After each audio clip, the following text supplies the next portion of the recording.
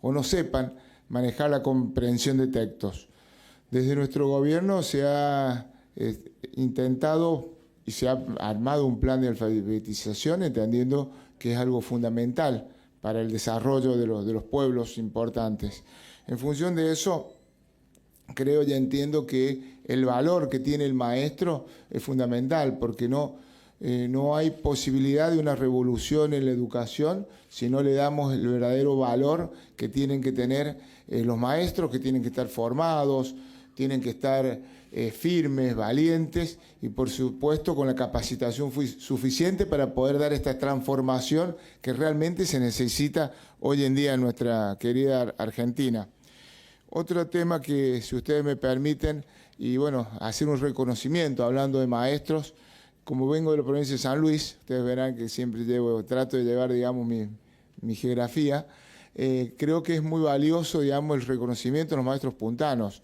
Nosotros en San Luis tenemos la primera escuela donde Sarmiento fundó en un paraje muy humilde, muy simple, rural, todavía se conserva, en el San Francisco del Monte de Oro. Una escuela que fue su primera escuela de Sarmiento, de allí después tantos habitantes de San Luis como de otras provincias que vinieron a estudiar y salieron diseminados de las famosas escuelas normales por toda la Argentina, en Misiones, en Mendoza, seguramente en Córdoba, senadora, han ido los maestros que salieron de las escuelas normales de San Luis a enseñar en la Argentina. Entonces creo que desde ese punto de vista tenemos que intentar recuperar algo que es fundamental.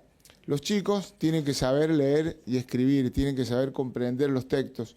No hay revolución de la educación si nuestros chicos no toman realmente la concientización, o los mayores, no tomamos la concientización que deben saber leer y escribir en tiempo y forma. No hay manera de tener una civilización pujante y con progreso si no le damos esa oportunidad a todos los niños y niñas de nuestra querida Argentina. La verdad que saber leer y escribir es una herramienta que parece simple, pero es una herramienta de libertad. Es una herramienta que te posibilita desarrollarte, insertarte y ser después la persona que todos soñaríamos con ser. En función de eso y teniendo en cuenta, gracias, digamos, de que me comprometí con la senadora para ser breve, quiero, bueno, de alguna manera felicitarlo, instar a que este tipo de congresos de alfabetización se sigan llevando adelante, que la geografía argentina es enorme y tenemos que bregar que esta concientización llegue a cada uno de los rincones de nuestra querida Argentina y que esencialmente no podemos abandonar a los chicos a que no tengan esta herramienta que, como dije recién, leer y escribir es una herramienta de libertad. Muchas gracias.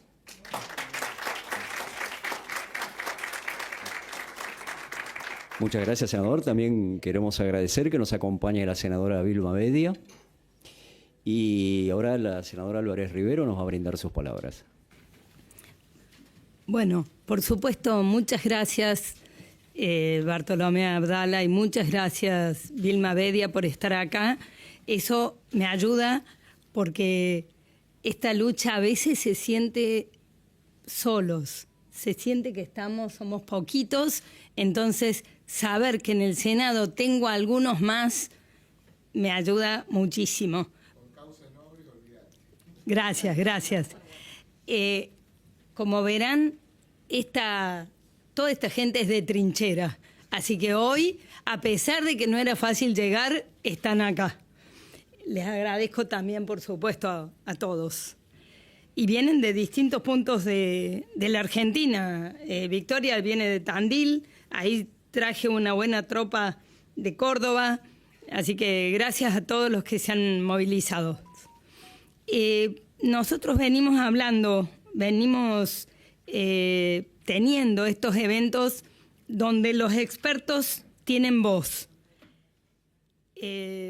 Mi mentora en este tema de la alfabetización es la doctora Ana María Borzone. A mí me parece clave sacarle el jugo, aprovecharla. En eso, pobre Ana, no podemos pedirle más casi, pero como está dispuesta, como tiene una experiencia y una sabiduría increíble y, por supuesto, sumamente valiosa, nosotros periódicamente la tenemos sentada acá con nosotros, difundiendo y llegando a través de las cámaras de Senado TV. Muchas gracias por el trabajo que hace la gente de apoyo del Senado, llegando a cualquier punto del país o del planeta inclusive. En esta oportunidad, los expertos van a hablar de la formación de los maestros. La clave de la alfabetización, el maestro. Esto, obviamente, ya lo sabemos desde Sarmiento, desde la época de Sarmiento. Sarmiento, para hacer esa revolución de la alfabetización, trajo muy buenas maestras para formar maestros. Esto no es ninguna genialidad nuestra, es algo que ya se usó. El senador Abdala mencionaba las escuelas normales. Yo soy egresada de la Escuela Nacional de Profesores Alejandro Carbó, que fue una escuela normal, por supuesto.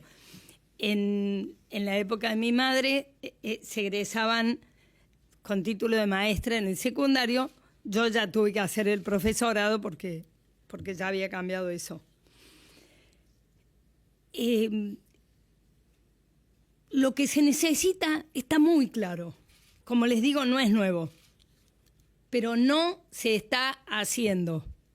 El objetivo mío principal desde este lugar del Senado es decir, la formación de los maestros que necesitamos hacer para que los maestros en el aula puedan enseñar a leer y escribir, no se está haciendo. Si eso no se está haciendo, no nos podemos sorprender que los chicos no obtengan los resultados que esperamos. Hoy también vamos a hablar de cuáles son los contenidos que debemos enseñar a los maestros en el profesorado y periódicamente, porque la formación del maestro sabemos que es permanente. Son justamente, como les digo, el trabajo de la doctora Borsone es muy largo, pero además está lleno de insumos de expertos en lectura de muchas partes del mundo que la sintetiza Ana. Yo tomo un café con ella y no me dan las manos, porque me recomienda 5 libros, textual de un autor, de otro, y realmente eso... hola, qué gusto, Adrián. Adrián es Álvarez, pero no es mi pariente. Pero sí, un gusto porque es presidente del CONSUDEC, así que un gran gusto. Qué suerte que pudiste pasar. Justo por la hora que me enteré no podíamos bajar a buscarte. También, por supuesto, vamos a señalar, porque también la tengo a Victoria Zorraquín, bueno, el padre Jorge ya les he dicho, pero Vanessa y Victoria están trabajando en la formación de los maestros en lo presencial, en lo virtual, pero Ana Borsone nos va a marcar que tenemos que trabajar con los que están en el aula y con los que vienen estudiando, que en el futuro van a ser maestros. Vamos a tener que formar en esos dos ámbitos. Sabemos que es una recontraurgencia, como señalaba recién el senador Abdala. Y hay que señalarlo. Nosotros tenemos ahí como que nos lleva una pequeña ventaja o una ventaja la provincia de Mendoza, porque siempre se lo mando a decir agradecida al gobernador Alfredo Cornejo, porque él tuvo la decisión valiente de decir esto no va más, hay que cambiar, hay que hacer algo, y la llamó a la doctora Borsone y empezó a hacer algo distinto en Mendoza, hace 9 años. Recién están empezando a mejorar en una franja. Estos procesos no son magia, no es que de un día para el otro vamos a tener muchos mejores resultados. Es trabajar, trabajar, trabajar, pero cada chico que le enseñamos a leer, le cambiamos la vida. Eso estamos absolutamente seguros. Pero como les digo, Mendoza lo hizo, Chubut lo hizo, Corrientes está empezando, San Luis lo hizo, y San Luis inclusive está un poquito más avanzado en algunas cosas de formación de maestros. Algo lo tenemos en Jujuy, alguna otra experiencia suelta, pero también tenemos mucha resistencia, mucha resistencia. ¿Quiénes resisten?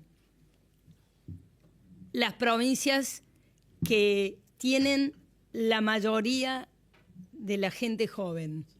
Por ejemplo, la mía. Por ejemplo, la provincia de Buenos Aires o la provincia de Santa Fe. 3 provincias de la región centro que, yo le digo, en la región centro viven el 62% de los chicos menores.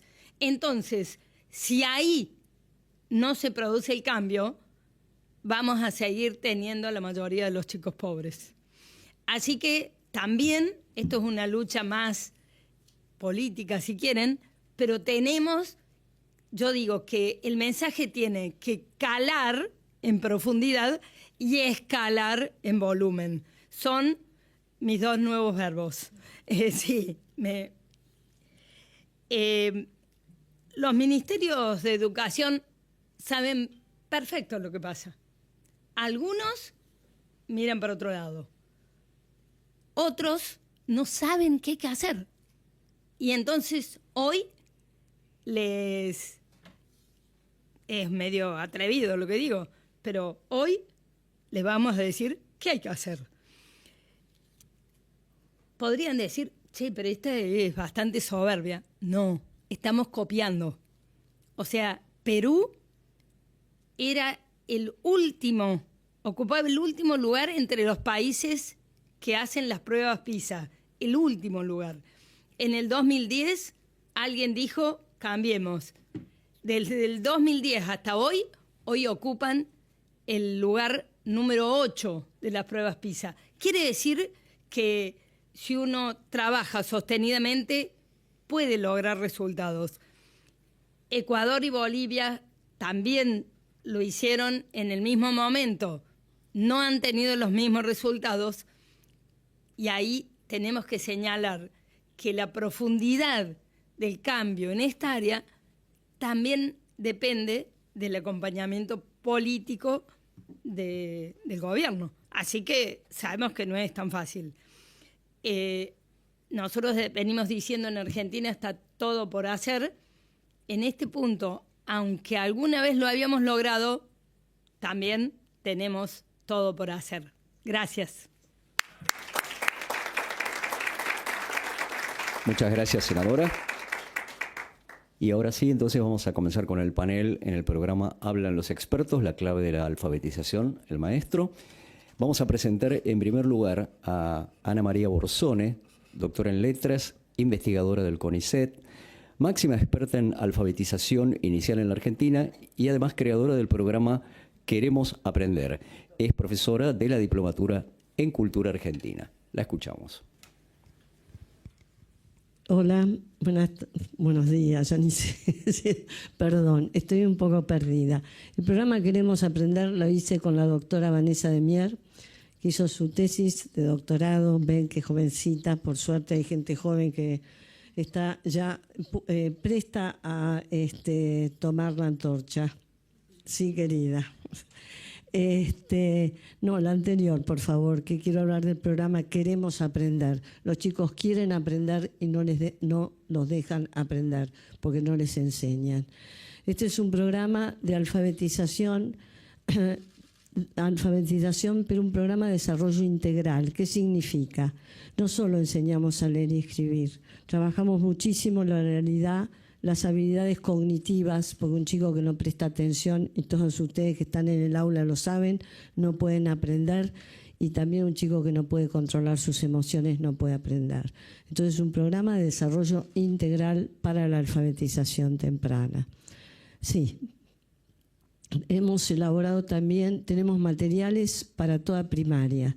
De hecho, la provincia de San Luis está trabajando en toda primaria. Hemos avanzado mucho porque al principio trabajamos, bueno, con jardín y los 2 primeros grados, pero ahora hemos logrado llevar el programa a toda la primaria en la provincia de San Luis. Y hemos elaborado un videojuego. ¿Por qué lo pongo? Porque este videojuego realmente fue un gran esfuerzo y lo hemos subido a una página, yo no entiendo nada de eso, Vane les contará, a un lugar de donde se puede bajar gratuitamente. Ya hemos evaluado el impacto. Los chicos con este juego aprenden a leer en 3-4 meses. ¿Por qué le estamos negando a los chicos instrumentos? Estamos tratando de difundir para que puedan bajar ese videojuego y lo utilicen. ¿No es cierto? No hay recursos, no hay plata, esto es gratis. A ver si lo usan. Sí.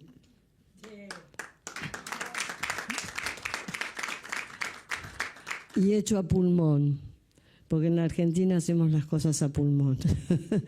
Bueno, este programa de desarrollo integral empieza trabajando desde los 5 años. Ahora hemos avanzado con toda primaria, como les dije, y somos muchas las autoras de este programa, porque nadie puede saber todo.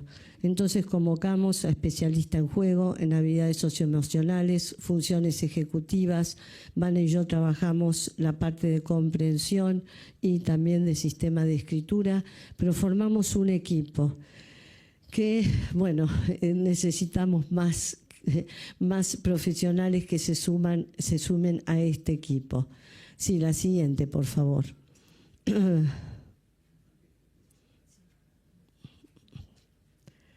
Bueno, ahí lo que dice es que incorpora todos los avances de la psicología cognitiva, la psicología del desarrollo y las neurociencias.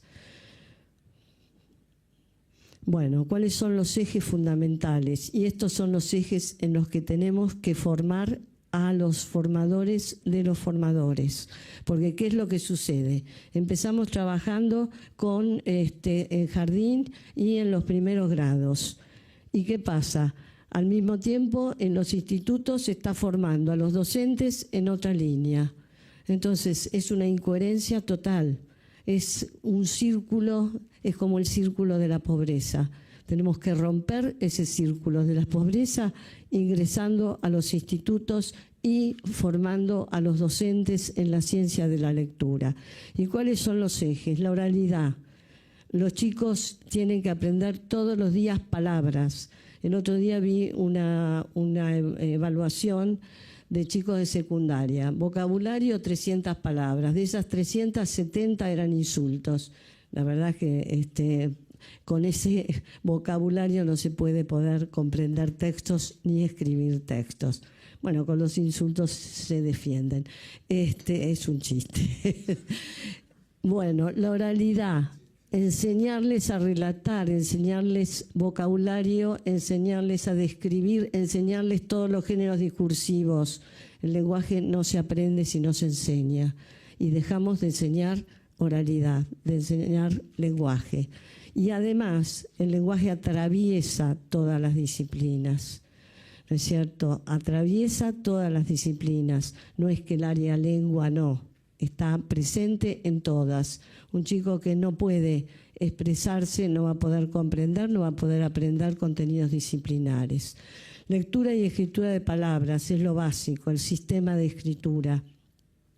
¿No es cierto? Aprender a leer y escribir palabras. ¿Por qué los chicos no aprenden? Porque no les enseñan las correspondencias en forma sistemática, explícita.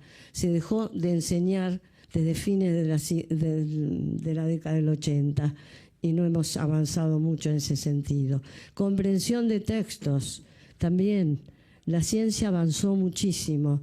Tenemos estrategias para enseñar en forma sistemática y explícita, para que los chicos puedan comprender textos y también producción escrita. Cuando uno ve los planes de alfabetización que han presentado las provincias, no existe la escritura de textos.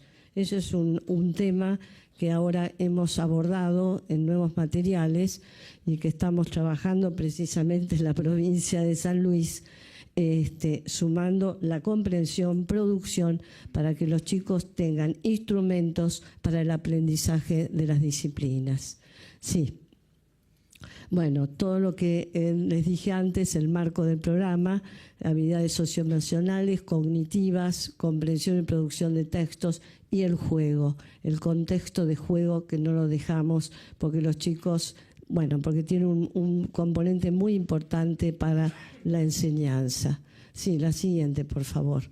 Las capacidades, ¿por qué? Porque la capacidad implica que el lenguaje va a atravesar, como les decía antes, todas las disciplinas.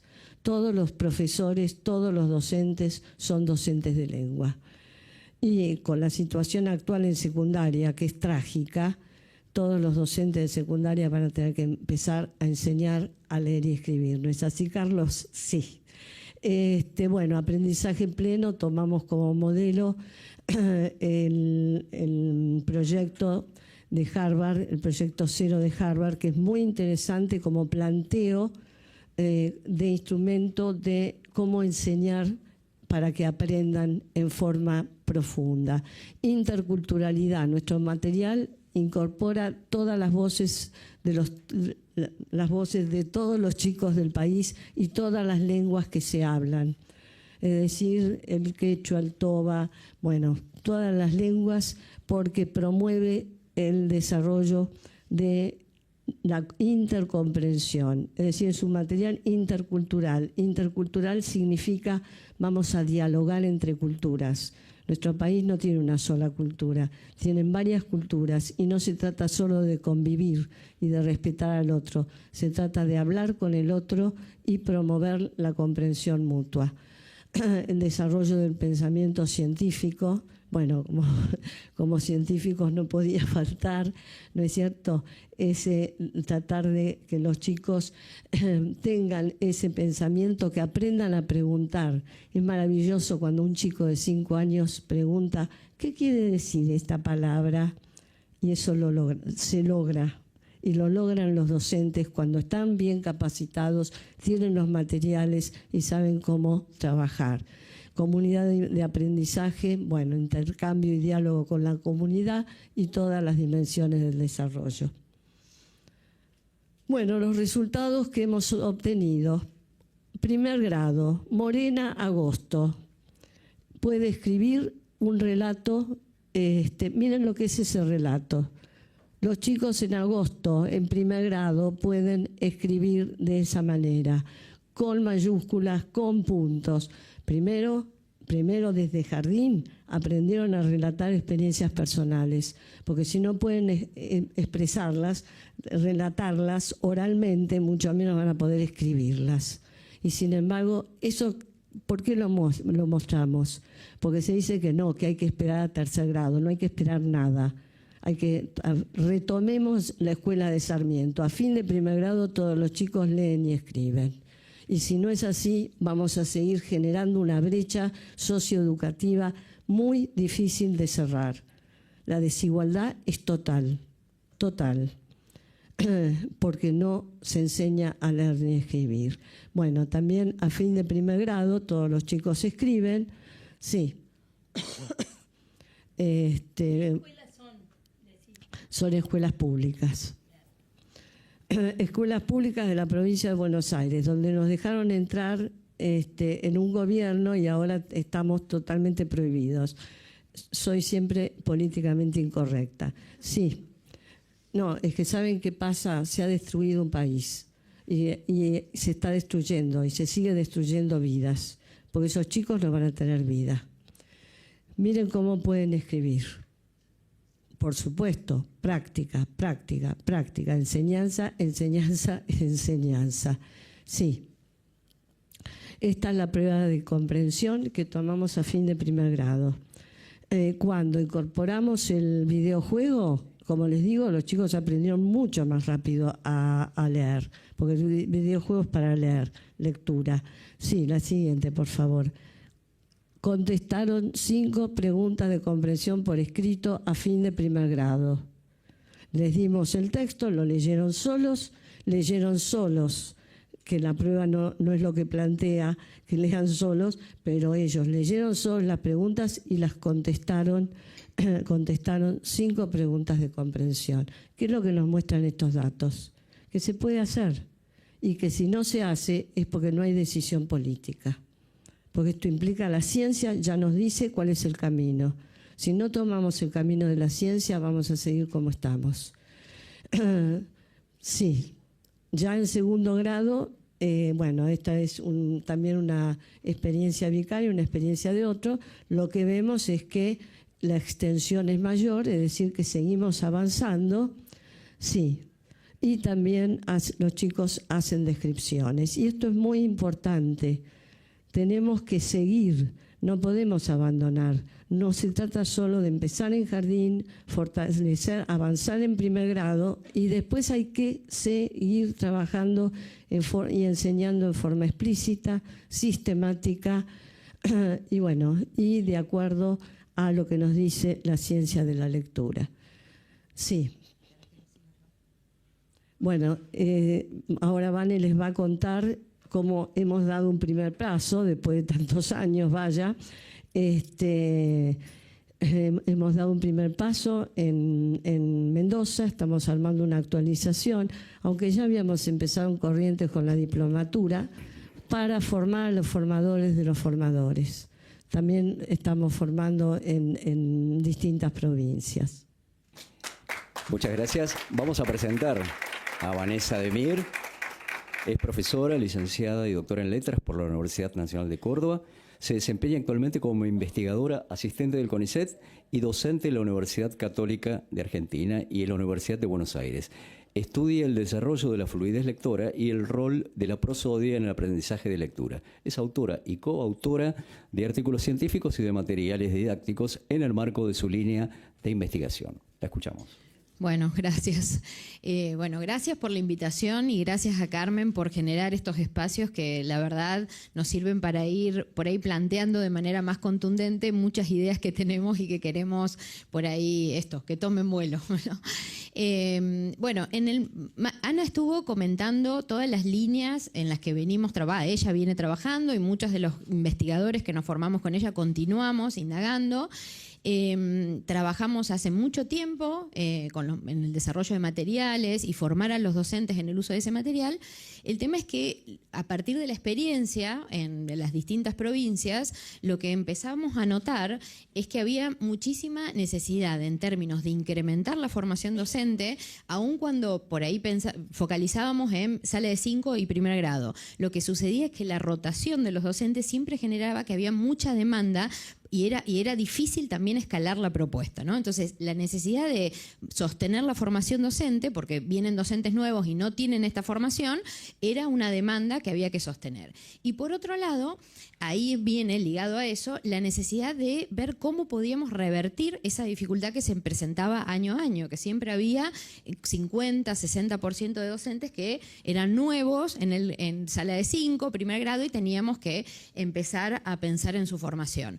Entonces ahí surge la necesidad de armar esto que nosotros llamamos la actualización docente, que hay una diplomatura que inició Ana en Corrientes y este año iniciamos junto con la Dirección General de Escuelas en Mendoza una propuesta que busca actualizar en términos de ciencia de la lectura, lo vamos a recuperar, sobre todo focalizando en los marcos teóricos que sabemos que necesitan conocer los docentes cuando ingresan al aula desde su formación inicial, no que sean nuevos porque hay un programa que se está aplicando, sino que estén en la base de su conocimiento, ¿sí? Entonces, profundizar en los marcos teóricos sobre la enseñanza y el aprendizaje de la lectura y la escritura implica formar a los formadores de formadores. Entonces, en esa línea empezamos un poco a trabajar en una propuesta que focaliza en retomar todo el planteo de la ciencia de la lectura.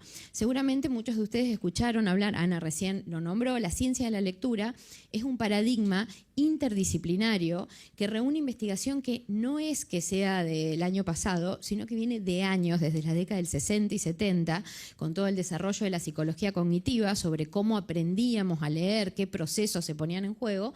Pero lo que sucedió, tal vez en la última década, es que las neurociencias, ¿sí?, particularmente mostraron imágenes de lo que sucede en un cerebro cuando aprendemos a leer y cómo cambia la configuración, ¿sí? Y eso arrojó muchísima evidencia sobre los mejores métodos para enseñar, ¿sí? Lo que sucede cuando hay dificultades para aprender a leer, por ejemplo, en el caso de la dislexia, y cómo es posible ayudar en esas situaciones. Y todo confluye, toda la investigación confluye en que hay habilidades, ¿sí?, que son fundamentales desarrollar desde el inicio, como por ejemplo la conciencia fonológica, ¿sí? Para aprender a leer y escribir es fundamental desarrollar esta conciencia de los sonidos que articulamos en el habla. Eso, nosotros cuando aprendemos a hablar, aprendemos en situaciones cotidianas, aprendemos las palabras, ¿sí?, como un todo. Aprendemos a combinar las palabras, aprendemos gramática, aprendemos muchísimo del dialecto que se habla en el entorno.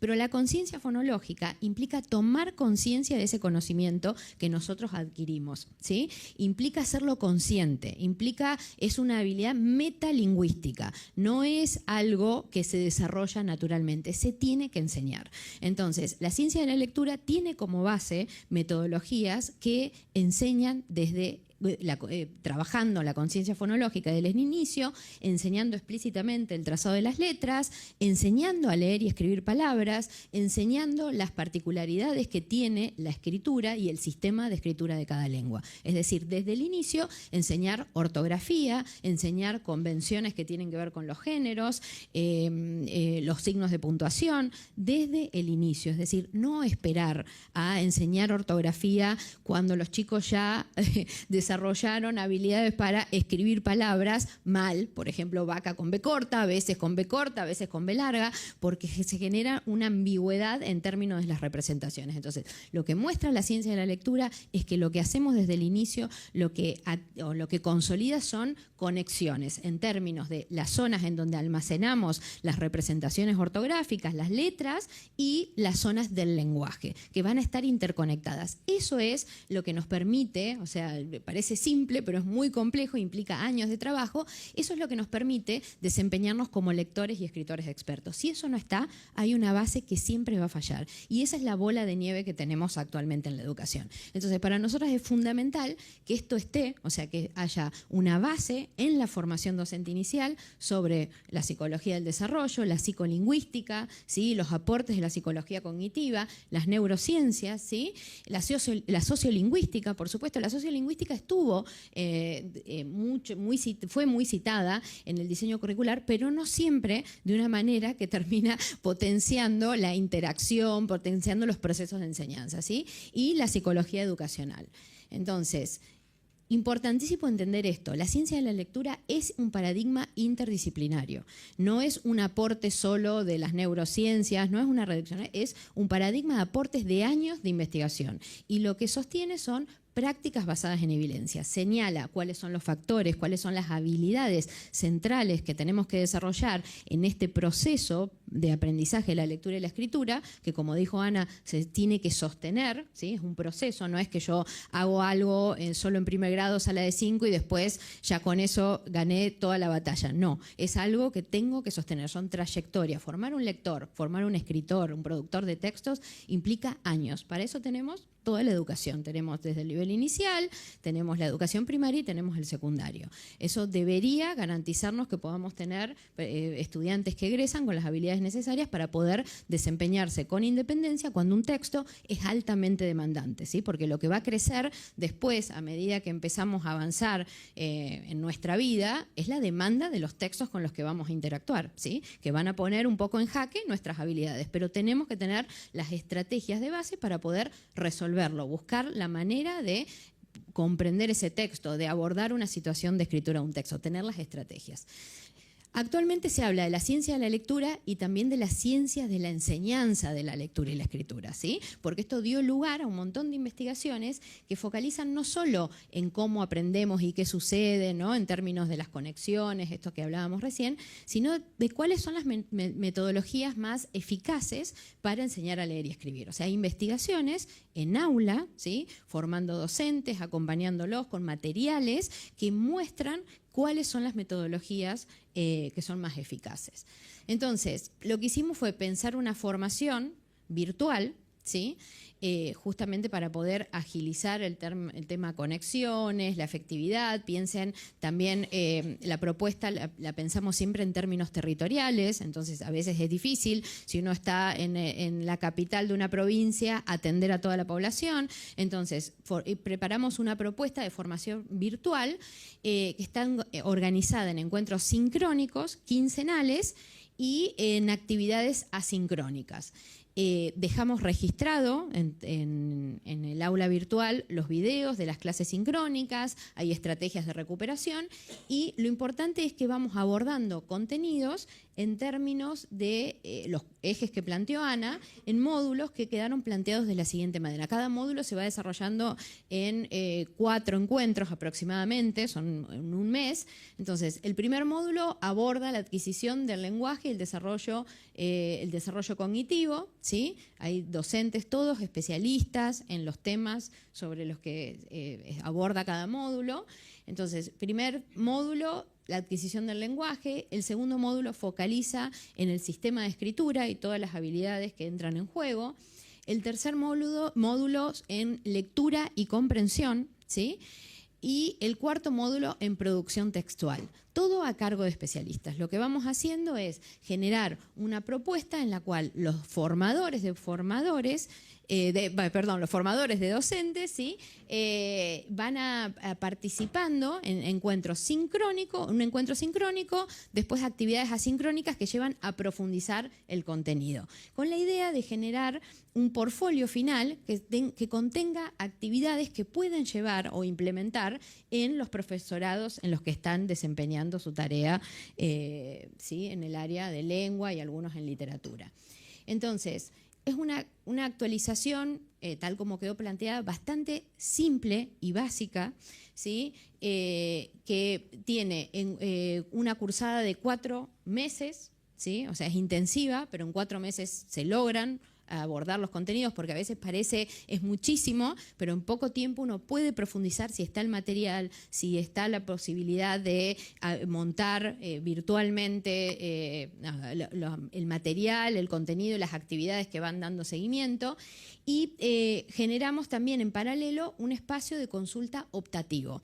La idea es que puedan cada 15 días los docentes conectarse, ¿sí?, con los especialistas para hacer preguntas específicas, puntuales, que tengan que ver con su labor y cómo llevar el material de la formación al aula y los docentes con los que están trabajando. Entonces, y al final, la propuesta de Ateneos, esta presentación, que ahí sí pensamos en un encuentro presencial, en el que vamos a trabajar con los portfolios, es decir, los trabajos que se fueron desarrollando a lo largo de los módulos, y pensamos en alguna propuesta que lleve a reflexionar sobre cómo lograron implementar este paradigma en la formación de los nuevos docentes.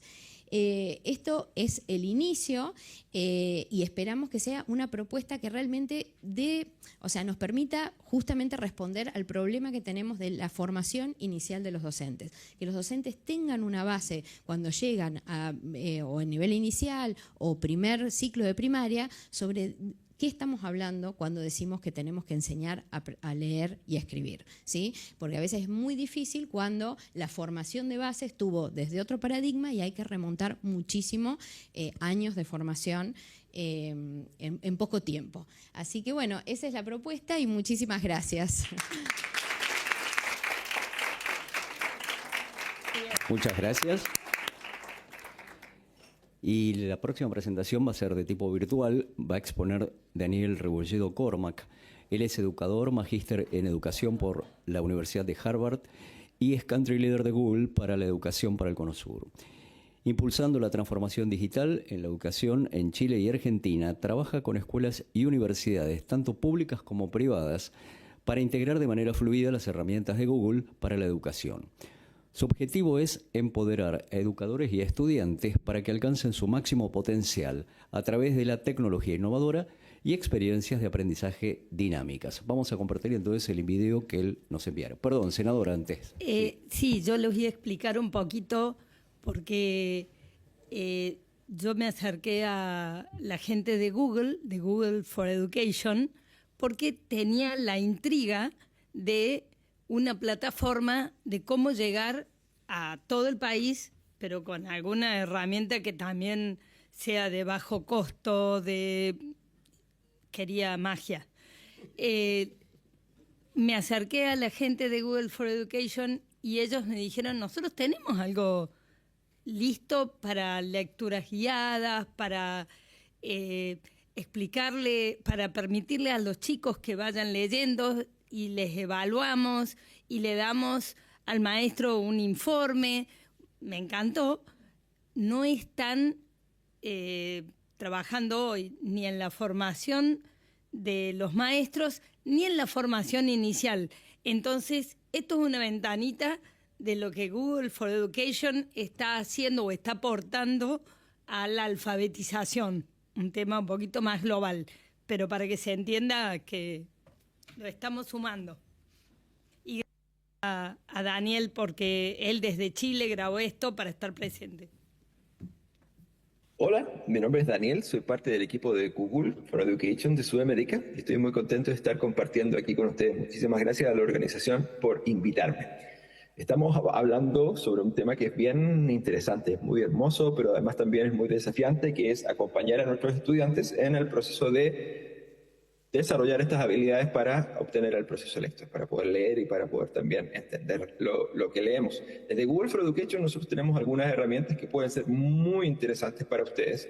El día de hoy les quiero compartir una en particular que no les va a enseñar directamente a los estudiantes a leer, sino que más bien les va a permitir el practicar lo que aprenden con ustedes. Esta herramienta se llama Read Along o lecturas guiadas, como lo hemos definido en español. ¿Y qué es lo que es Read Along? Read Along es una aplicación que se descarga en los celulares o en las tablets, completamente gratuita, que ocupa el micrófono del dispositivo y la tecnología de audio a texto para entender lo que el estudiante lee y ver si está leyendo de manera correcta o si está teniendo algunas dificultades en el proceso de ir juntando las sílabas, juntando las letras y armando las palabras. Y entregándole feedback positivo, gamificado, entretenido y además ayudarle a ir solucionando los problemas cuando se traba, cuando encuentra alguna palabra que no pueda entender, etc. Primero, y esto es súper importante, una vez que se descarga en el celular, funciona sin conectividad. No necesita estar conectado para funcionar. Esto es muy interesante porque sabemos que no tenemos internet en todas partes, pero por otro lado también entendemos que no queremos darle acceso al internet muchas veces a estudiantes más pequeñitos para que no se nos distraigan metiéndose a otras herramientas que lo vayan a distraer del proceso en el que está. Segundo, muy importante, esto sigue todas las políticas de Google para la educación. Por lo tanto, es totalmente segura. Un poco más adelante vamos a ver que para hacerse la cuenta el estudiante tiene que tomarse una foto, poner su nombre, y cada vez que termine un cuento va a tener que volver a tomarse una foto. Esas fotos, esa información jamás sale del dispositivo, sino que la inteligencia artificial interna de la aplicación lo utiliza para confirmar si es que la persona que hizo la cuenta es la misma persona que leyó el cuento. Y así evitamos de que le haga la tarea al hermano o le haga la tarea al amigo o de repente los padres de familia hagan y lean por el estudiante, ¿no? Y tercero, sumamente importante, esto es totalmente gratuito, lo pueden descargar, lo pueden utilizar, no es una versión capada, es una versión completa que está para ustedes y para sus estudiantes. Tenemos una gran cantidad de usuarios, más de 20 millones de estudiantes ya lo están ocupando.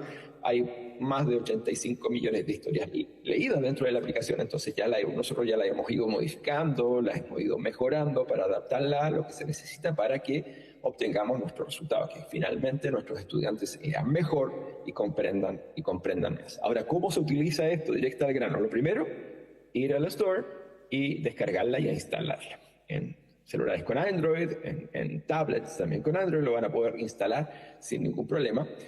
Luego, lo primero que van a ver al abrirla es esta pequeña esta pequeña muñequita, que es Dilla. Dilla es la asistente virtual que va a acompañar a los estudiantes en su proceso. Le va a ir dando retroalimentación positiva, o va a ir ayudándole cuando se van trabando, le va a ir otorgando estrellas, stickers, desafíos, para ir acompañándolo en su proceso y hacerlo un poco más interactivo. Va a ir hablando a través del parlante del dispositivo con el estudiante, mostrándole distintas reacciones. Lo primero que vamos a tener que hacer es seleccionar el idioma. En este caso tenemos que seleccionar el español e inglés.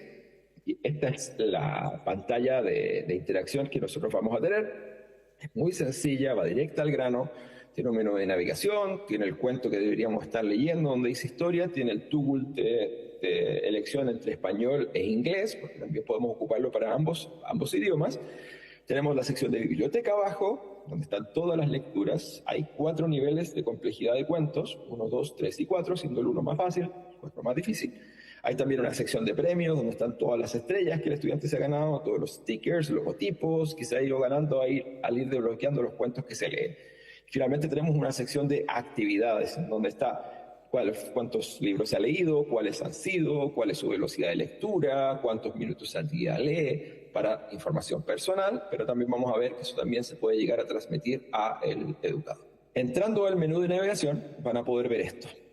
Tener música o no tener música, poder compartir la app con otros, cambiar el idioma siempre va a estar disponible, y los grupos de lectura que los vamos a ver ahora dentro de poco.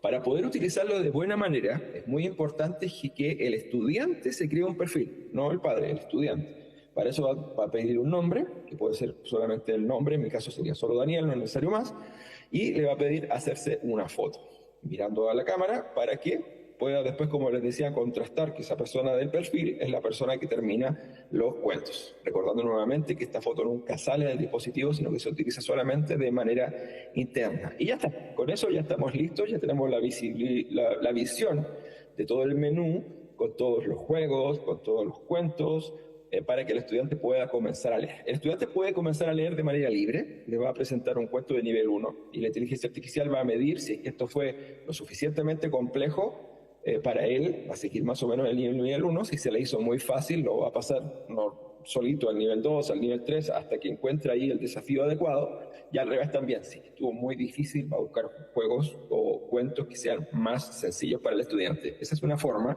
dejar que la aplicación haga lo suyo solo. O también los docentes van a poder elegir cuentos en específico para ir haciendo un caminito de que todos los estudiantes vayan leyendo lo mismo. Una vez que nosotros seleccionamos una historia, se ve así. Como ven, sin muchos distractores, solamente el cuento, el texto, una imagen y Dilla, que está abajo siempre atenta y escuchando. Cuando el estudiante vaya leyendo, como por ejemplo, me pregunto si en otra parte del mundo, esto se va a ir marcando en azul y le va a ir entregando estrellitas dependiendo de cómo lo vaya leyendo. Si se salta alguna palabra, si lee alguna palabra al revés, si lee ne en vez de en, etcétera, va a ir explicándole lo que tiene que ir desarrollando, cómo tiene que ir leyendo. Además también en la imagen de la derecha ustedes pueden ver que la palabra hablé está grande. Eso es porque el estudiante le hizo clic a la palabra porque no sabe cómo leerla. Al hacerle clic una vez, Dilla va a decir la palabra completa. Hablé. Gracias.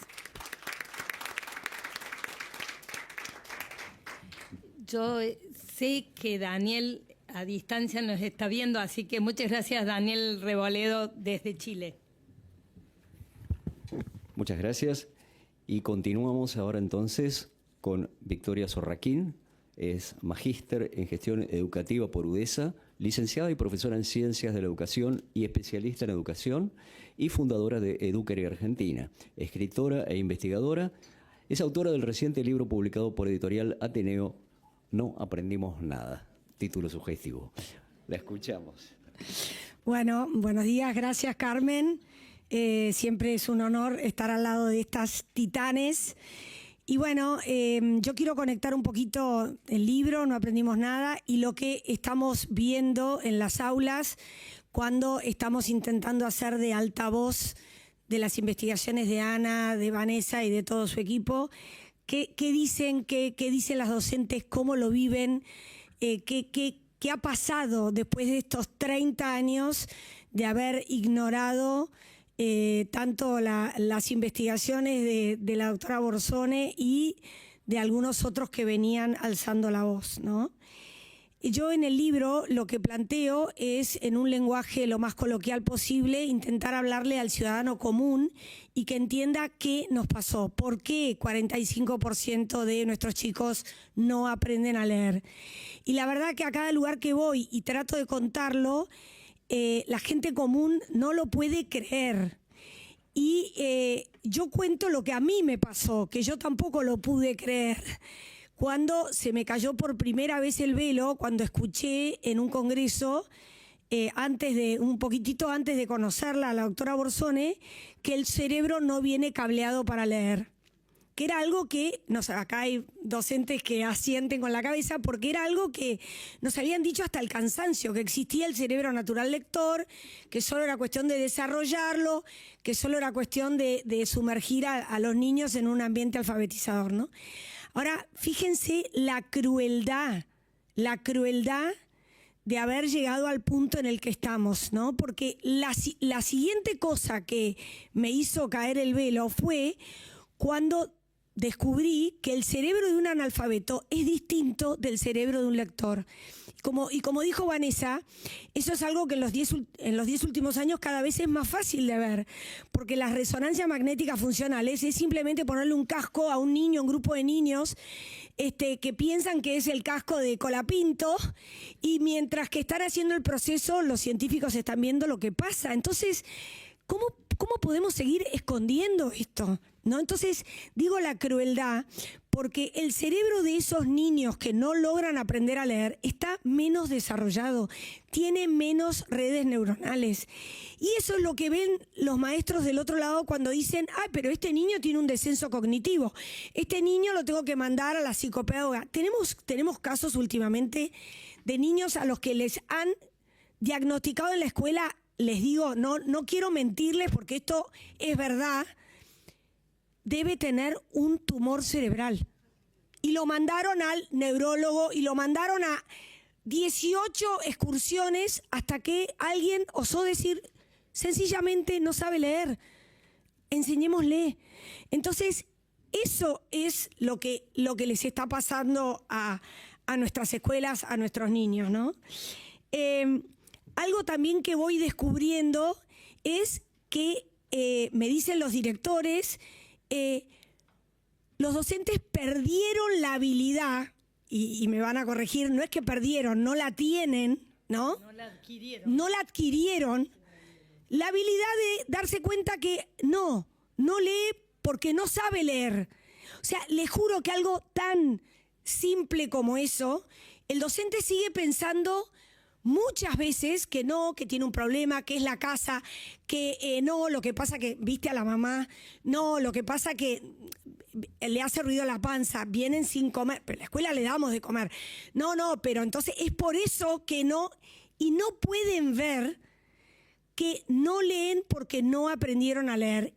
Y eso, por eso es tan genial lo que están proponiendo de este formato de actualización urgente, porque los docentes necesitan volver a creer que depende de ellos, depende de la enseñanza.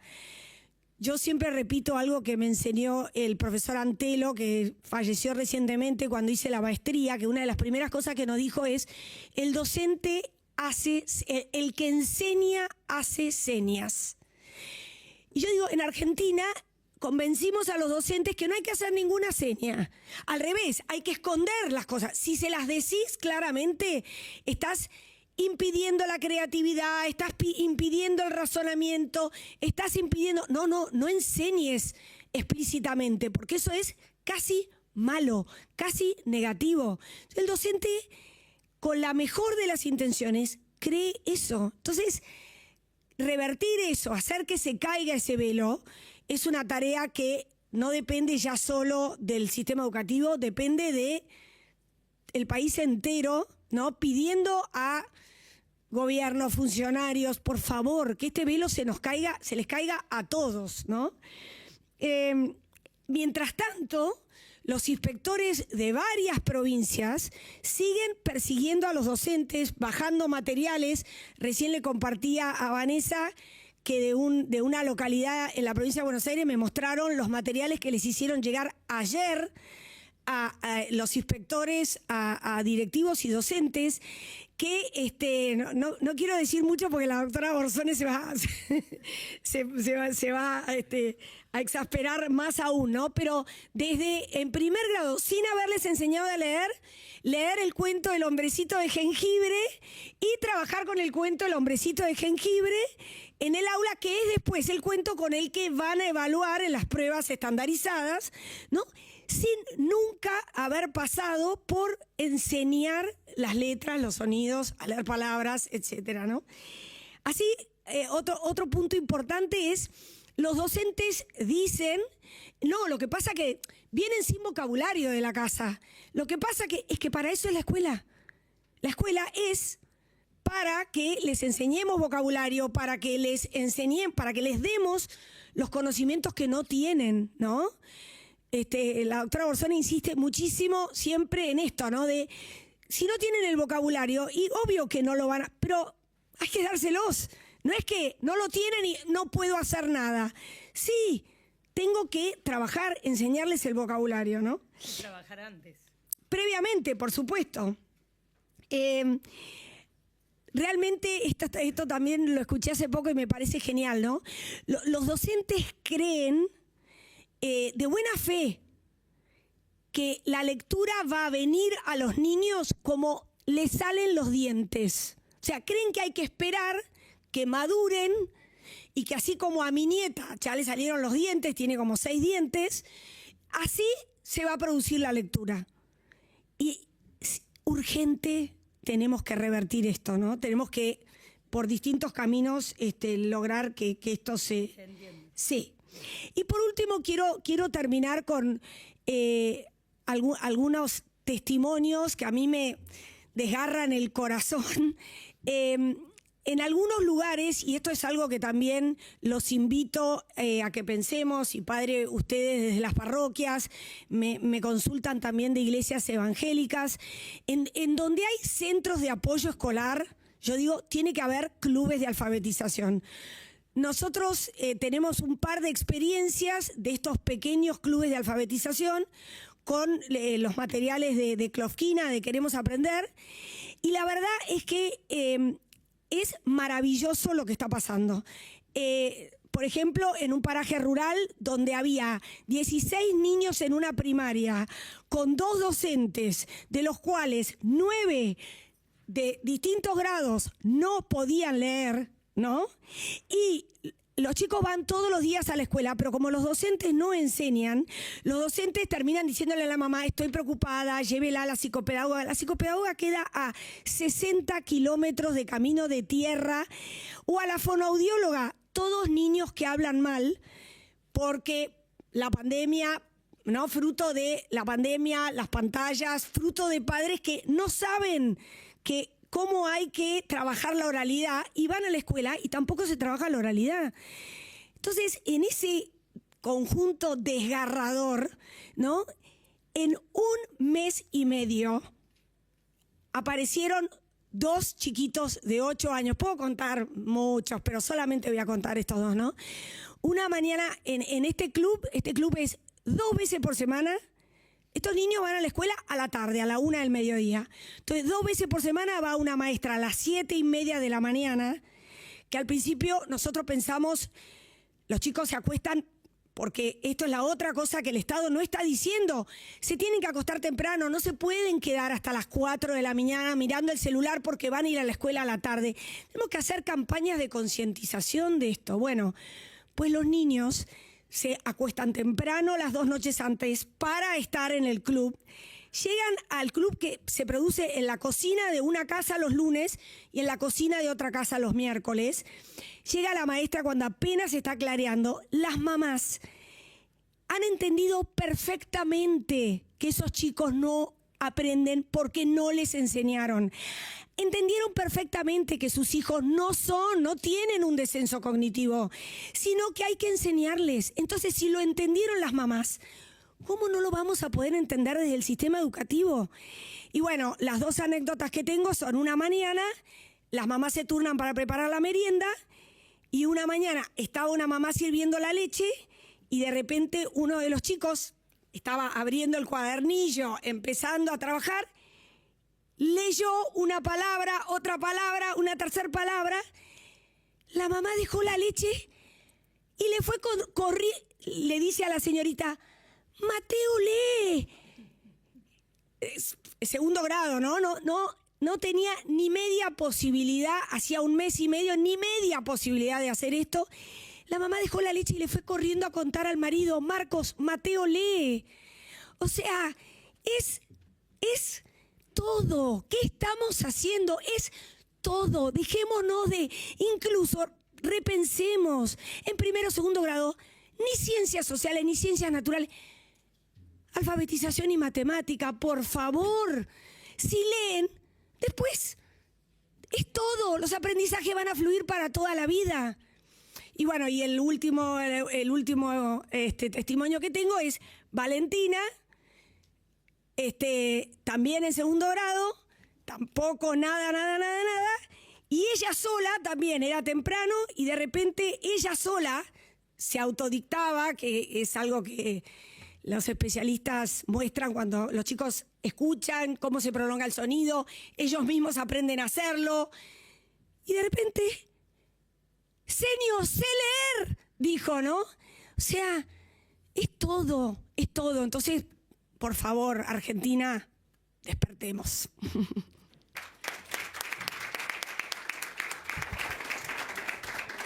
Muchas gracias. Y ahora vamos a presentar a Monseñor Jorge Esteban González, es obispo auxiliar de la Arquidiócesis de La Plata, presidente de la Comisión de Educación de la Conferencia Episcopal Argentina.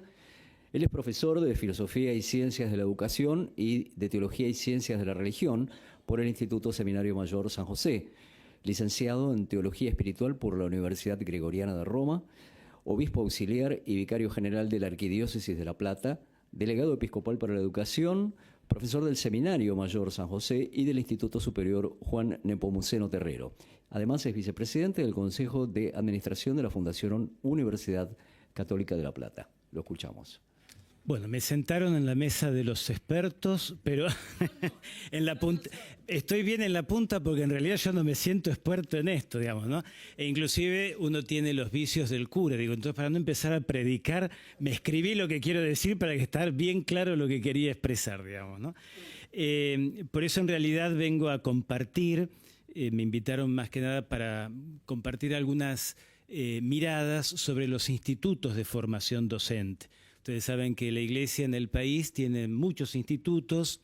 Nosotros en la diócesis tenemos 4 institutos que fuimos condensando en un único instituto. Hace varios años tuvimos todo un proceso de cierres y vivimos alguna dimensión muy dramática que es la falta de alumnos en los institutos. Y desde ahí voy a compartir algunas cositas.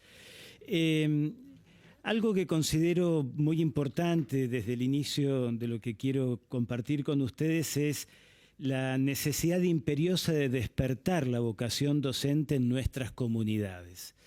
Hace algunas décadas la docencia era una profesión de prestigio. Ser docente no solo implicaba enseñar contenidos, sino también formar ciudadanos, inculcar valores y dejar una huella en cada estudiante. Hoy, sin embargo, el panorama es muy diferente. Las aulas enfrentan nuevos desafíos y cada vez menos jóvenes consideran la docencia como una opción profesional atractiva. Por eso es un drama descubrir que no hay maestros ni maestras, que los jóvenes están poco motivados para asumir esta misión en la sociedad, que es la de enseñar en la escuela. Y no olvidemos las dificultades de los directivos en cubrir las suplencias de docentes titulares, un drama que a diario muchas instituciones deben sortear. Yo lo escucho permanentemente en la diócesis esto, digamos, ¿no? No podemos pensar en mejorar el sistema, y me sale algo de los futboleros después de ver el partido de ayer, sin semillero. O sea que claramente necesitamos candidatos, estudiantes con vocación. El problema de la baja de matrícula de los institutos superiores de profesorado no tiene una respuesta única ni tampoco simple, es multicausal. devolver el aula al maestro, o sea, que el maestro pueda enseñar, un poco lo que vos decías tan fervorosamente, digamos, que es para aplaudir eso, ¿no? Dar herramientas necesarias para abordar las complejidades del presente, devolver la autoridad en el sentido más original del término, cuidar más al docente. La falta de reconocimiento y respeto hacia los educadores es evidente. Mientras que otras profesiones son celebradas y remuneradas generosamente, muchísimos docentes trabajan largas horas por sueldos bajos, enfrentan condiciones laborales precarias y son el blanco de críticas constantes. Inclusive a veces hasta sufren, digamos, golpes, cachetazos, insultos. No es fácil, ¿eh? A todo esto se sume que ser docente hoy implica navegar un entorno cada vez más complejo con estudiantes que enfrentan desafíos emocionales, sociales y tecnológicos. Y esto genera un desafío que muchos jóvenes no están dispuestos a afrontar. O uno mucho lo escucha: yo ya me quiero jubilar, yo de acá ya me quiero rajar. Esto es tremendo, ¿no? El síndrome de los directivos que ya se quieren ir. Uno pone un directivo, 3 años ya me quiero ir, digamos, ¿no?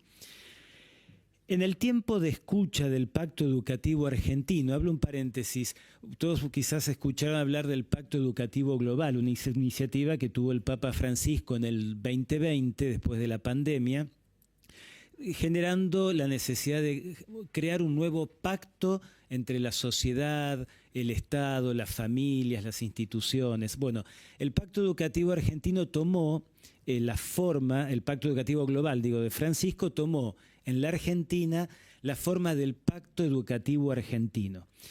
Con la senadora fue una de las que participó del primer encuentro que hicimos. Quisimos generar un itinerario grande, muy amplio, muy federal, de escucha de todos los actores que intervienen en el campo de la educación. Tuvimos encuentros con exministros, con la academia, encuentros con padres, muchos encuentros con docentes en distintas provincias, en el sur, cuando después de casi un año no habían tenido clase, fuimos a Río Gallegos, a Chubut, tratando de escuchar y recoger algunos puntos que podían ser consensos, y tratamos de hacer inclusive elaborar un pequeño documento justamente para presentarlo en la Casa del Pueblo, digamos, acá en el Senado, que pueda servir como material simplemente de un aporte de la Iglesia en Argentina en esta escucha amplia. Este año tenemos el desafío de escuchar a los jóvenes. El Papa Francisco, cuando plantea el tema del pacto educativo, pone en la escucha de las nuevas generaciones. Todavía no nos habíamos largado a eso, digamos, ¿no? Y ahora este año vamos a hacer una escucha de todos los jóvenes adolescentes de la escuela secundaria en todas nuestras instituciones, y también lo abrimos a algunos colegios públicos también, digamos, ¿no? Sí, que se pueda dar la oportunidad en una instancia más institucional, en una instancia diocesana, que es la jurisdicción que nos manejamos eclesiásticamente nosotros, en la Iglesia Católica, y en una dimensión federal, aquí en Buenos Aires, en un encuentro juvenil. Con una imagen que tomamos a veces también de una charla de Francisco, que es de raíces y alas, esta doble expresión, digamos, ¿no? Y poder generar en los chicos la identidad, cuáles ellos sienten que son sus raíces y cuáles son sus sueños, ¿no? Sus expectativas, las alas. Bueno, en la escucha de muchos docentes, esos docentes de la Argentina profunda, recuerdo unos de Misiones, del sur del país, casi expresaban como un clamor y con mucha claridad cosas así: déjennos enseñar, devuélvanos el aula, frente a tantas cosas que metimos en los hombros del docente. Pensar en todo esto me lleva a afirmar un desafío que tenemos como país. Además de tornar más atractiva la carrera docente, es el de establecer políticas públicas que consideren al maestro, al profesor, como un profesional fundamental para la sociedad, que precisa ser valorizado, estar bien preparado e integralmente desarrollado en sus dimensiones intelectual, física, cultural, social y emocional, para poder así desempeñar su papel con excelencia. Un poquito para prepararme en ver qué quería decir, fui al instituto, donde soy también profesor, agarré a algunas chicas que estaban en el magisterio y traté de escuchar alumnos que están en nuestros profesorados y sintetizo algunas de sus demandas. Los estudiantes evidencian en la práctica una diferencia notoria con la teoría de los institutos, los planes de estudio y la demanda real de la escuela. Los estudiantes transitan unidades curriculares con propuestas pedagógicas estructuradas en los planes de estudio, pero al momento de insertarse en las escuelas se encuentran sin herramientas para afrontar la complejidad del aula, la demanda administrativa del sistema y la fortaleza para resolver conflictos con las familias. Ante esta situación, claramente no son pocos los que manifiestan disconformidad, frustración, desmotivación. Muchos experimentan que la formación docente que reciben parece desactualizada frente a los contextos escolares actuales. Los escenarios escolares cambiaron, las demandas se multiplicaron, pero muchos contenidos, metodologías y enfoques del profesorado siguen anclados en marcos de hace décadas. Sí o sí ya no se puede preparar a futuros docentes con herramientas y estrategias metodológicas que no respondan a las realidades que enfrentan. Se necesita formar para intervenir en aulas también que son diversas, desafiantes y en constante transformación. Y por otra parte, insuficiencia de espacios curriculares vinculados a la diversidad del aula y la inclusión. Esto me insistieron mucho los chicos y chicas. Esta limitación vinculada a la anterior impacta directamente en la capacidad de los futuros docentes para responder a las múltiples condiciones que conviven en las aulas. En los planes de estudio, los contenidos vinculados a la diversidad y la inclusión aparecen de forma dispersa o bien como unidades temáticas complementarias, cuando sería de inminente necesidad un abordaje más sistemático, profundo y transversal al resto de las unidades curriculares. Y escuchando a los directivos y profesores que trabajan en nuestros profesorados, sintetizo algunas miradas. Desarticulación entre los planes de estudio de los profesorados y el diseño curricular del nivel obligatorio. Se evidencian inconsistencias entre los planes de estudio vigentes en los profesorados y las demandas actuales expresadas en los diseños curriculares de los niveles inicial y primario. Las propuestas de enseñanza para niños y niñas exigen docentes capaces de innovar en sus prácticas, no necesariamente desde un perfil tecnólogo, sino desde una mediación pedagógica que integre con criterio y creatividad el uso de tecnologías u otras también herramientas. Sin embargo, los estudiantes de los profesorados no están siendo formados con las herramientas necesarias para responder a esta realidad. En parte se debería por escasez de recursos materiales, pero también a la falta de actualización en las prácticas docentes de quienes tienen la responsabilidad de formar a futuros maestros.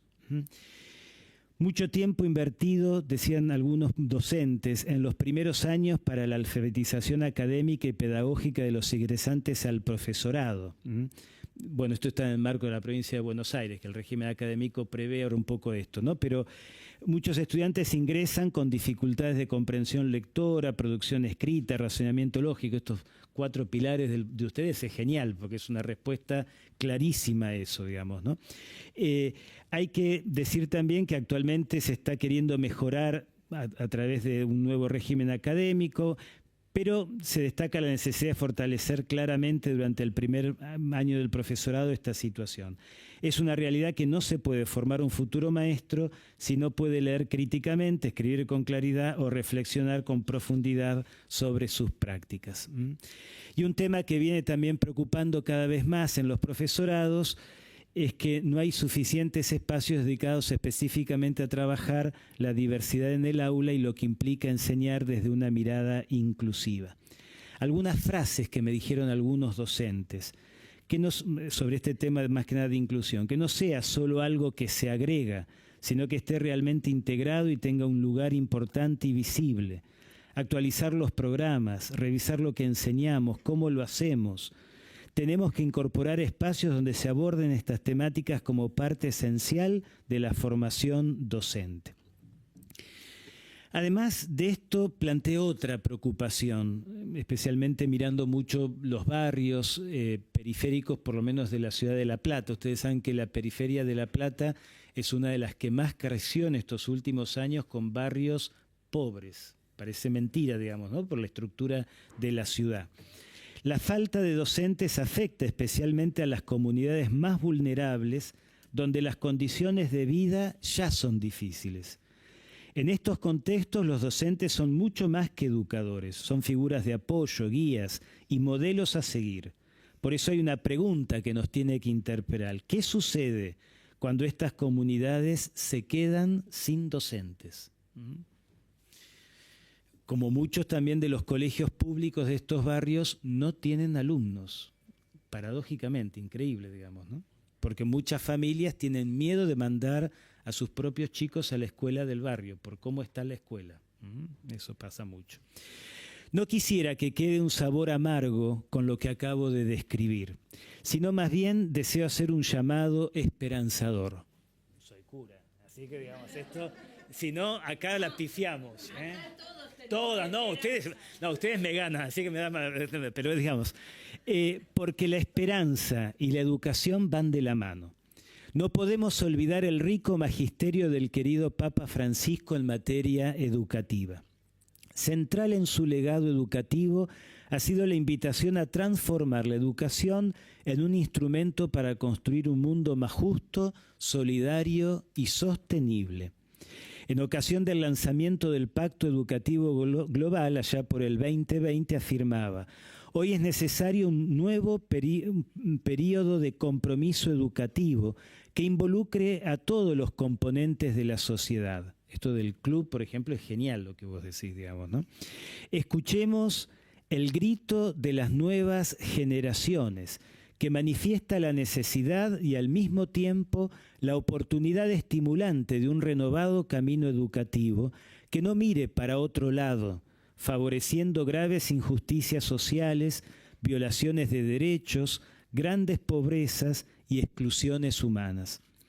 Un llamado al compromiso y un llamado a la esperanza.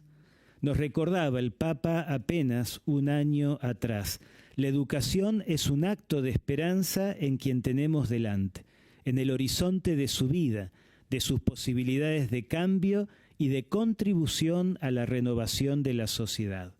La esperanza, nos decía también el Papa Francisco en su bula que abrió el año de la esperanza, este año jubilar, Spes non confundit, es el motor que nos impulsa a seguir adelante a pesar de las adversidades. En un contexto global cada vez más complejo, en un país que presenta tantos desafíos y urgencias en materia educativa, la educación se convierte en un espacio privilegiado para cultivar esta virtud. Al enseñar a nuestros jóvenes a pensar críticamente, a resolver problemas y a colaborar, les proporcionamos las herramientas necesarias para enfrentar los desafíos del futuro con optimismo y determinación. La esperanza, lejos de ser una actitud pasiva, es una fuerza activa que nos moviliza a construir un mundo mejor. Miren, entonces, si no es una necesidad imperiosa contar con espacios formativos, institutos superiores que formen a los maestros, maestras, profesoras, educadores que lleven adelante este camino en las nuevas generaciones. Muchas gracias. Muchas gracias. Un minuto. Yo les quiero señalar que el padre Jorge González lo fuimos a ver, lo aturdimos. Me endulzaron. Lo endulzaron. Ahí me compró el corazón, me regaló. Le llevé unos bombones, es verdad. Muy bien, esa memoria, eso está cobrando nueva paga. Y en el segundo que lo invitamos dijo que sí. ¿Por qué señaló esto? Porque cuando yo llegué al Senado, procuré varias veces traer un obispo acá. Yo tengo un hermano cura, ahora hace poquito, obispo. Entonces, es una herramienta posible para mí acceder e invitar, aunque a Monseñor González no lo conocía, pero me acerqué y tengo esa facilidad para invitarlo. Nunca me había aceptado un obispo venir acá. Así que otro aplauso, por favor. Y para quedar bien con el gremio, como tengo otro cura presente, a quien yo le debo casi que la tesis mía o la frase que repito una y otra vez, es del padre Carlos Felice. Muchas gracias, padre, por estar una vez más. ¿Cuántas veces has venido? 2, 3, 2. Gracias. El padre Felice...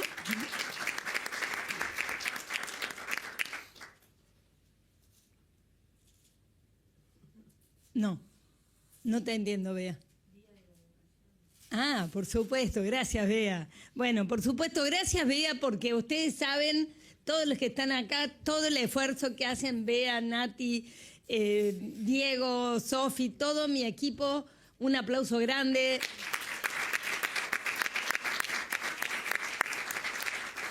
Porque soy una senadora que siempre hago lío, entonces ellas son los que me encarrilan.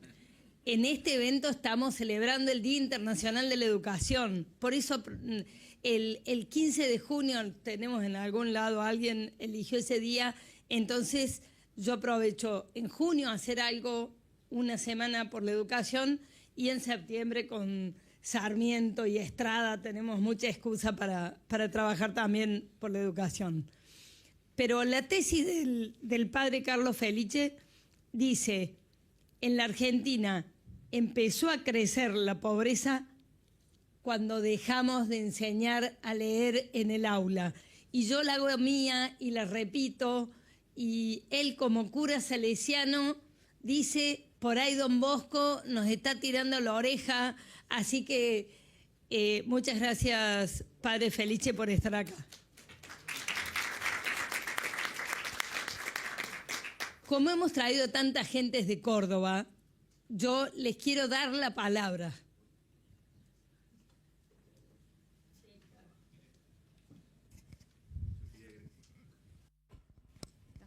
Yo quería agregar a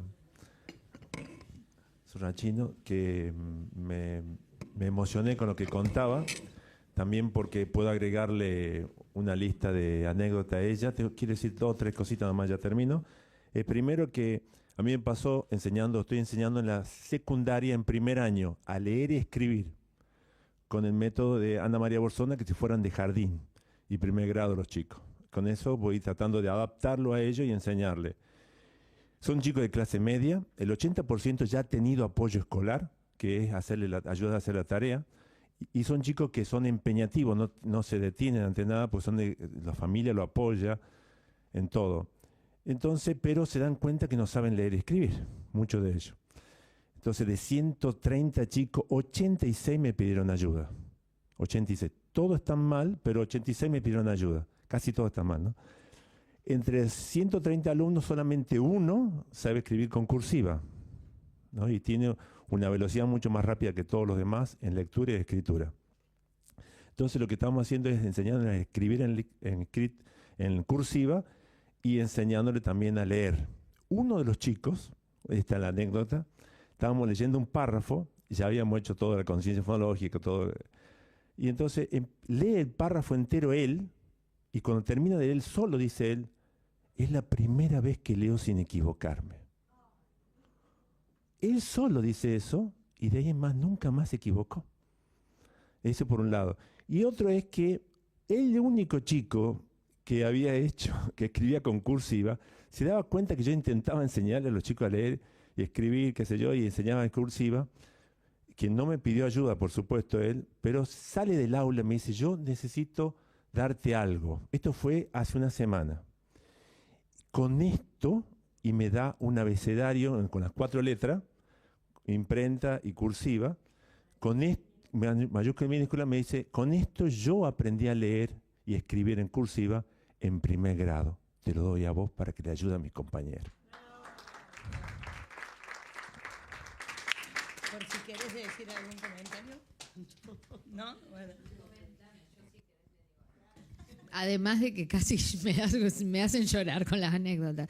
Pero a mí hay algo de todas esas anécdotas que, digo, por ahí cada uno seguramente está pensando alguna, porque todos tenemos, pero hay un punto muy importante que es lo que sale a la luz con esto.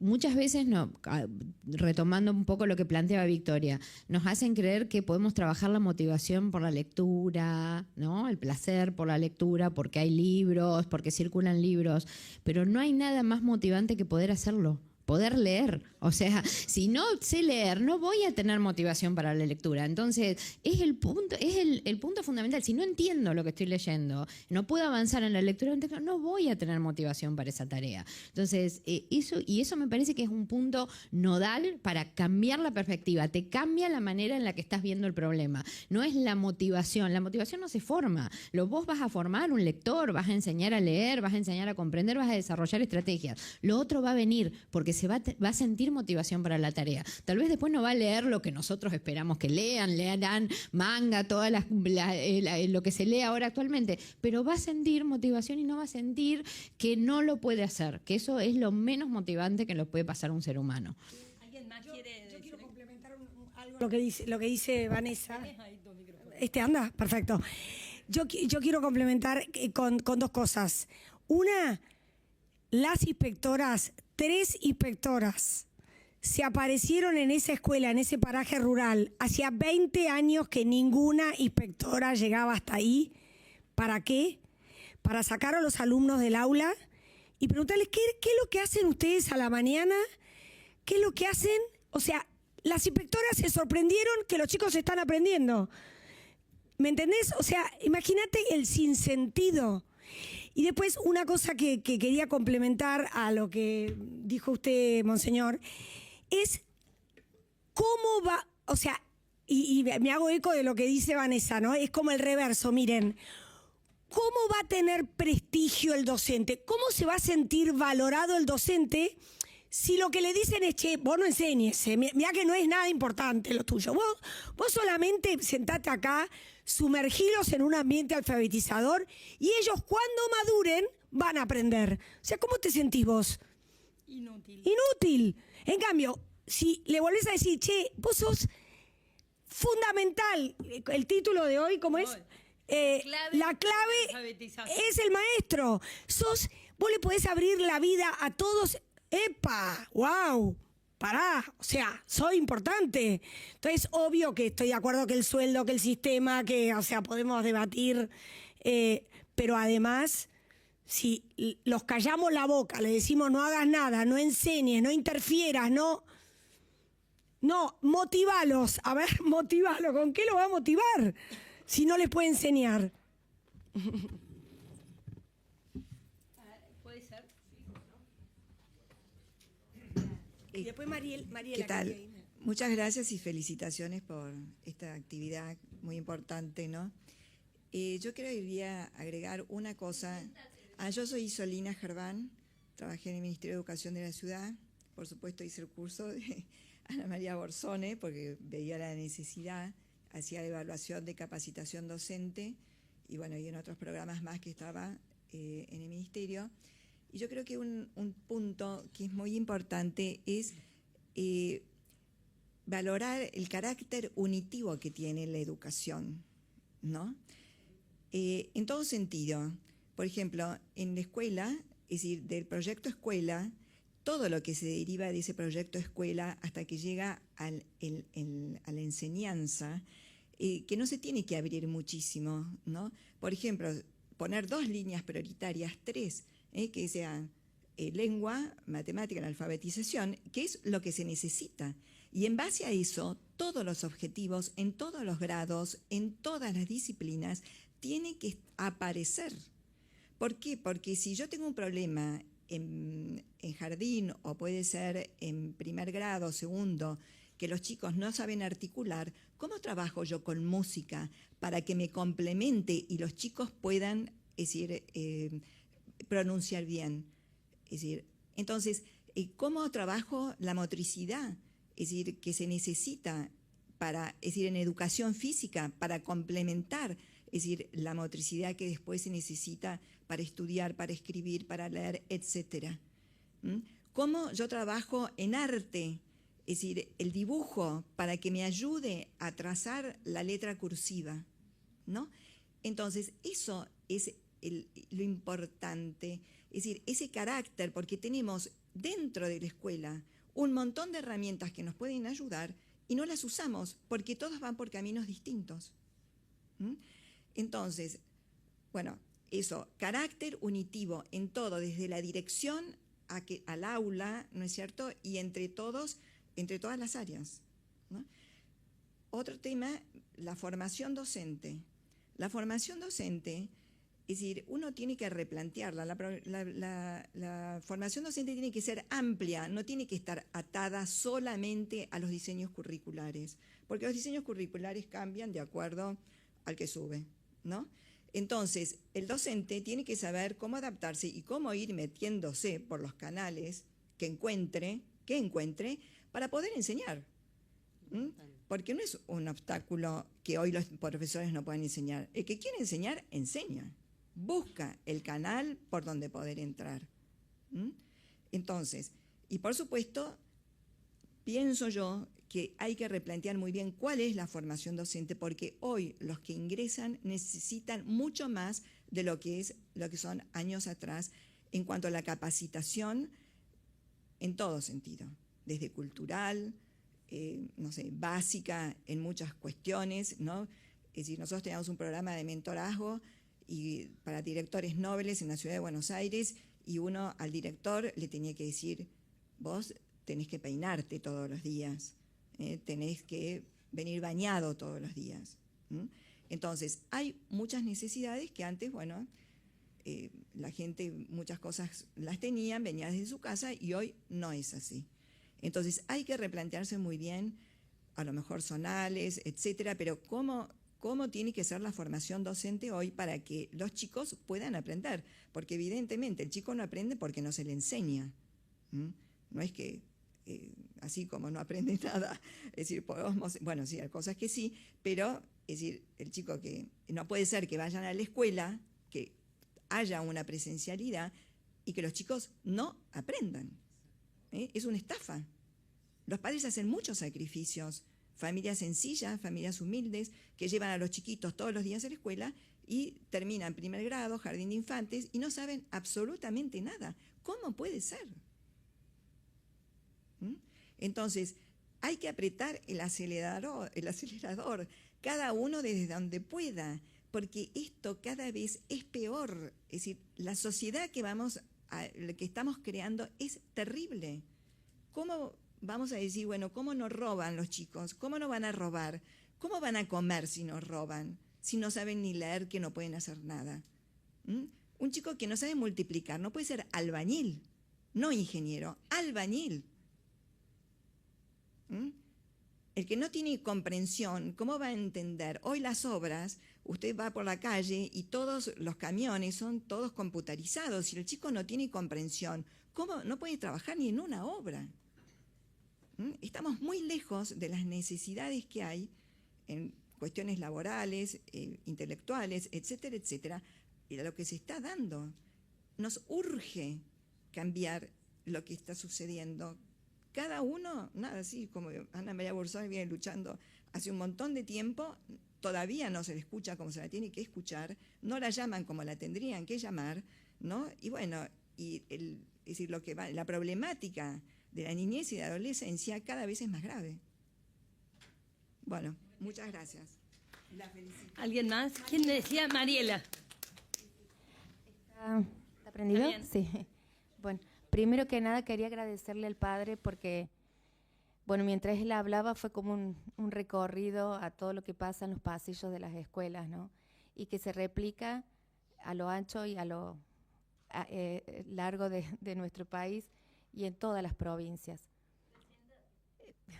Mariela, mi nombre es Mariela, trabajo con Carmen y tuve la suerte de conocer el programa de Queremos Aprender el año pasado. Y a partir de ahí empecé a sacarme el velo que dice Victoria, a cambiar los anteojos, porque bueno, la urgente necesidad de la formación docente, ¿no? En una escuela pública de las Sierras Chicas de Córdoba. Exactamente.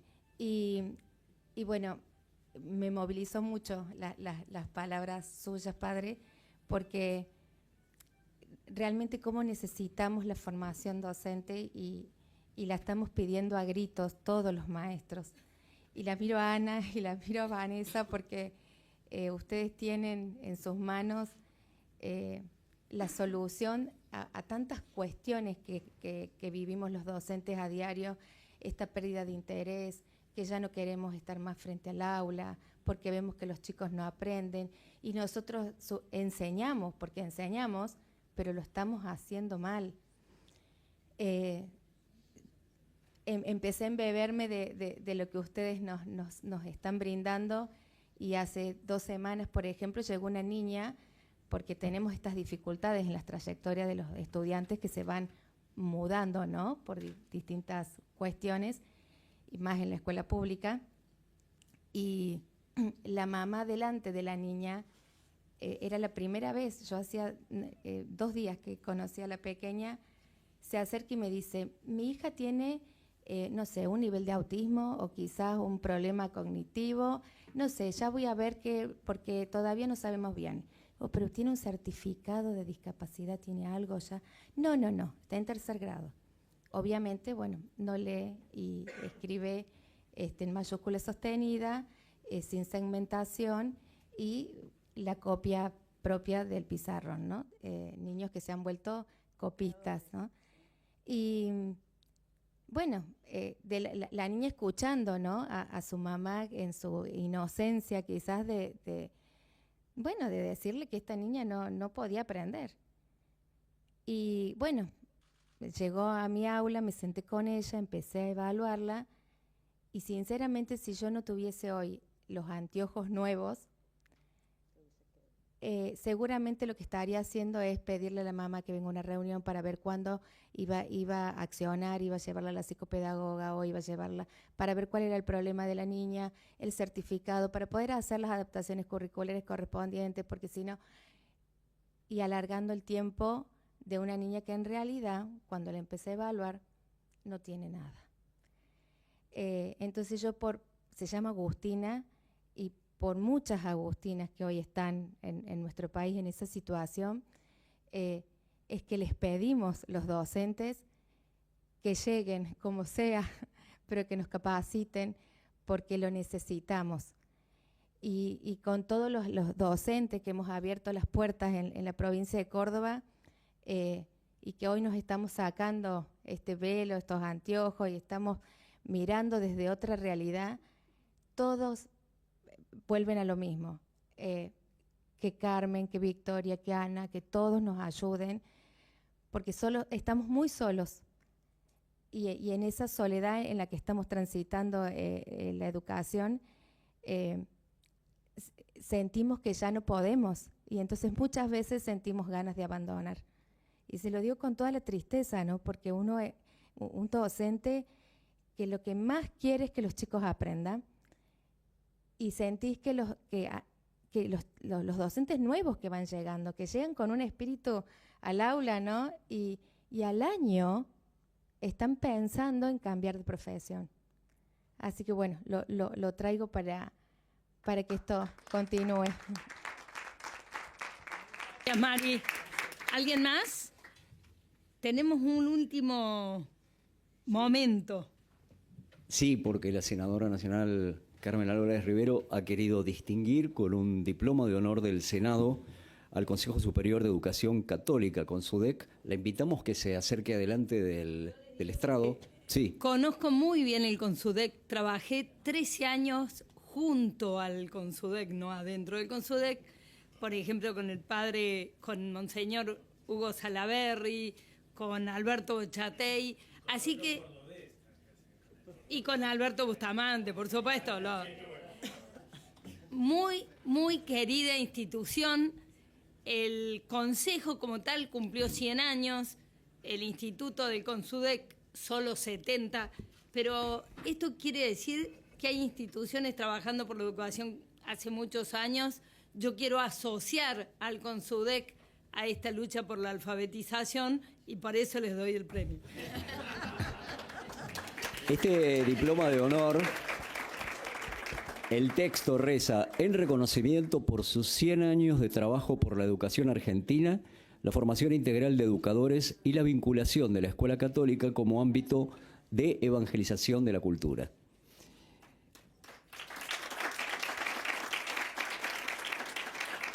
Nos acompaña el presidente del CONSUDEC, Adrián Álvarez, y ha recibido juntamente con Monseñor Jorge Esteban González. Senadora. No me queda nada más, calar y escalar. Son mis dos nuevos verbos, por lo menos este año. Así que esto recién comienza. Tenemos gente nueva como Sofi Angelos, cordobesa. Tenemos una o dos fonoaudiólogas. Hay otra, ¿no? Hay dos fonoaudiólogas porque la ciencia de la lectura permite también incorporar otras profesiones, nos viene bien. Le prometo a la señorita Rita Peñalosa que vamos a introducir la ciencia. La matemática está trabajando a la Victoria, pero vamos a introducir la ciencia porque ella dice, por favor, no dejen a los niños sin ciencia. Es mi promesa. Bueno, estamos. Muchas gracias. Así que en el marco del programa Hablan los Expertos, esta ha sido la clave de la alfabetización, el maestro. Solo nos queda agradecerles por habernos acompañado. Muy buenos días.